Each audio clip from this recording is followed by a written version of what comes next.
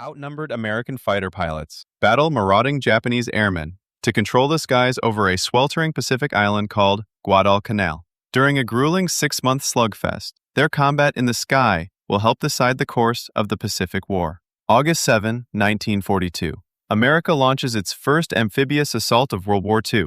Over 11,000 U.S. Marines storm ashore at Guadalcanal. The Marines quickly gain a foothold on the island. By the second day, they take the Japanese airstrip, renaming it Henderson Field. The Japanese bring in thousands of fresh troops to Guadalcanal and attack the Americans relentlessly, trying to drive them off the island. The Marines fight off attacks, while desperately trying to prepare Henderson Field for operations. Japanese trackers and equipment are commandeered to improve the small, crushed coral runway. Bomb damage is repaired, and PSP, perforated steel planking, is hurriedly laid down. After 2 weeks, they finish the airstrip and fly in 19 F-4F Wildcat fighters and 12 SPD Dauntless dive bombers. It was only because of the ability of the Americans to place aircraft on Henderson Field to protect the supply ships, bringing in reinforcements and supplies to the Marines on Guadalcanal, that the island could be held. Because the Allied codename for Guadalcanal is Cactus, Henderson Field becomes the home of the tiny Cactus Air Force, at first consisting of just 43 pilots and ground crew.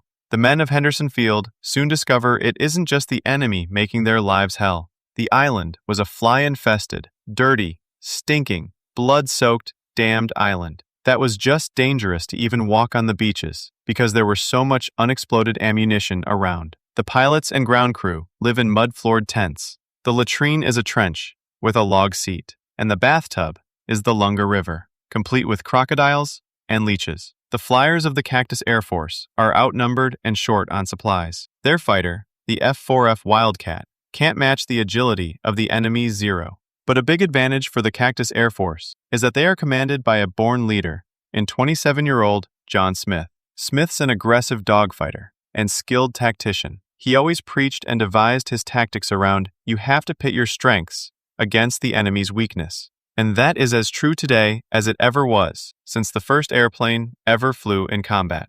Now, on August 30th, 1942, Captain John Smith and his men are protecting Guadalcanal from approaching bombers and fighters. In his 8 days on the island, Smith has already scored 5 kills, making him an ace. Today, he's racked up 1 more. Then, he spots another Zero below, breaking from a cloud. The Zero is here. Smith is here, high above him. He plans to use the Wildcat's diving speed to try and... You roll on your back, pull aft on the stick, and pull positive Gs so you're pushed into your seat. You can be able to pull more Gs, which means you can pull your nose downhill faster. The maneuver works. Smith rolls back over, then levels out behind the Zero, and fires. The Wildcat's 6 50 caliber guns delivered 200 rounds in a 4-second burst. White-hot, phosphorus-filled incendiary bullets ignite the Zero's fuel tank. But as Smith arcs away from his second victim, the predator becomes the prey. A Japanese Zero closes in on Smith from dead ahead. High above the green jungle canopy of Guadalcanal, the planes converge at over 600 miles per hour. Think of a high-speed game of chicken, going directly at your target, and no one wants to flinch. Because if you flinch, you become defensive, and you have to be pointing at the target to shoot them. So it has to be head-to-head. Once in range, the Zero opens up with his 20mm cannon. Smith answers with his 50 caliber machine guns. It's basically a slugfest, all the way to the merge. Who's going to flinch first, or who's going to blow up first?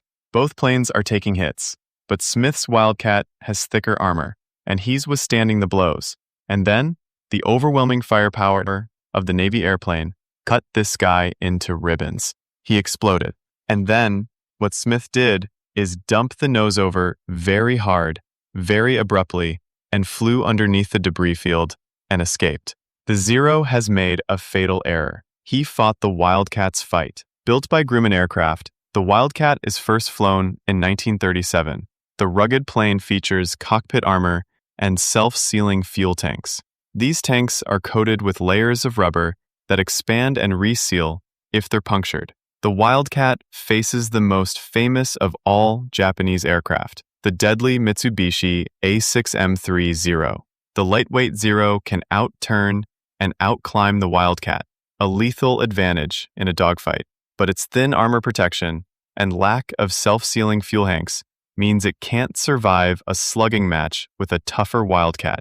Essentially, in fighter versus fighter combat, the difference between the Wildcat and the Zero is the difference between a battle axe and a rapier. They can both be effective, but they're used somewhat differently. The Zero is faster, more maneuverable, and can outclimb the Wildcat, while the Grumman is tougher, more heavily armed, and can outdive the Zero. Wildcat pilots in general would want to avoid a turning fight with the Zero. That would not be their fight. The Wildcat, with its 650